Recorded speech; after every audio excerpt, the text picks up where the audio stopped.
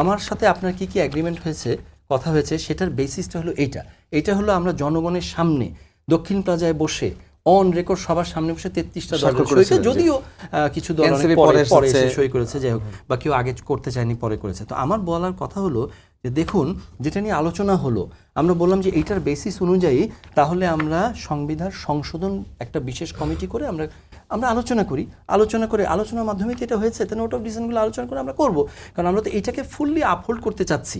তো এটাকে আপনি আপহোল্ড করতে চাচ্ছেন না কেন? এটা টেক্সটগুলো তো আমরা বসে ঠিক করেছি।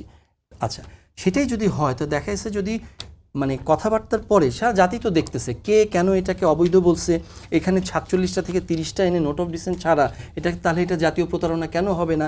এই বিষয়গুলো আজকাল ওপেন, এগুলো সব কিছু আপনার অন রেকর্ড আছে, ফেসবুক, ইউটিউবে সব আছে।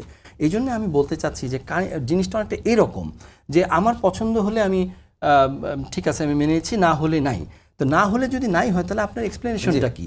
এই জন্য আমি বলবো যে বাধা আসলো যে মানে মোগেম্বো খুশুয়া টাইপের, মানে আমার পছন্দ হলে ঠিক আছে, তা না হলে আমার এটা না। তো এই জন্য আমি বলবো যে গণভোটের যে রায়টা, জাতি আমাদেরকে 51% ভোট দিয়েছে আমাদের এই জুলাই জাতীয় সনদ বাস্তবায়ন করার জন্য। গণভোটে হ্যাঁ ভোট দিয়ে বলেছে যে এর যেন ব্যত্যয় না হয়, কোনো অবস্থায় যেন এর ব্যত্যয় না হয়। এইটার ব্যত্যয় হবে না।